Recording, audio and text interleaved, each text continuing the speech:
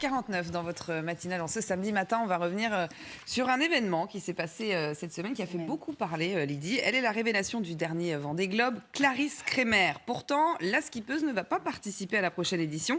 Elle a été lâchée par son sponsor après sa maternité. C'est un lien, vous allez nous expliquer. En tout cas, indignation de nombreuses personnalités. Je suis sous le choc. Ce sont donc les mots de la navigatrice qui ne sera pas au départ du prochain Vendée Globe à la barre du Banque Populaire. Son sponsor, le groupe, a estimé qu'elle n'était pas en mesure de se qualifier pour la course et surtout après un changement de règlement fait dû à sa maternité.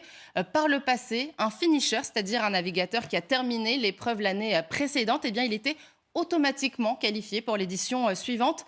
Mais les règles ont donc évolué. Désormais, il faut avoir participé à un certain nombre de courses qualificatives, avoir accumulé les miles en fait. Et Clarisse étant enceinte, évidemment, elle n'a pu participer à ces épreuves. Et depuis l'annonce de son sponsor, un véritable coup de massue pour la navigatrice.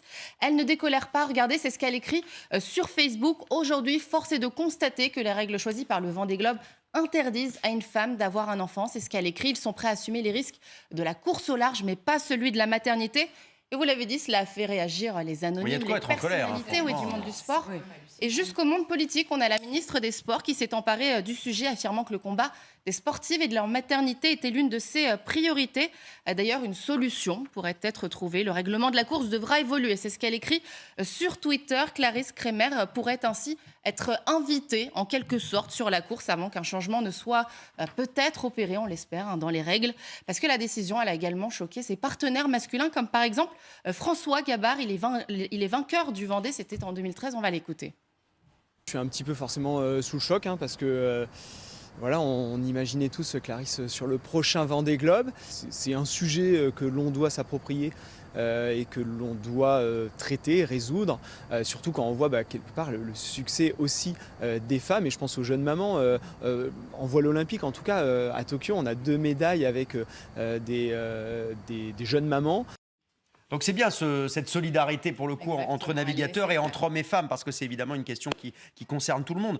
On l'entend, pour les sportives, c'est compliqué de concilier maternité et carrière, mais ce n'est pas que le monde du sport. Oui, pour les sportifs de haut niveau, avoir un enfant, elles se sont souvent comptées sur les doigts de la main, de l'aveu même de Cléopâtre Darleux. Elle est championne olympique de handball en 2021 à Tokyo. Eh bien, la maternité et le sport de haut niveau, c'est encore un tabou. On va le voir, ce sondage qui a été réalisé auprès de 700 athlètes féminines.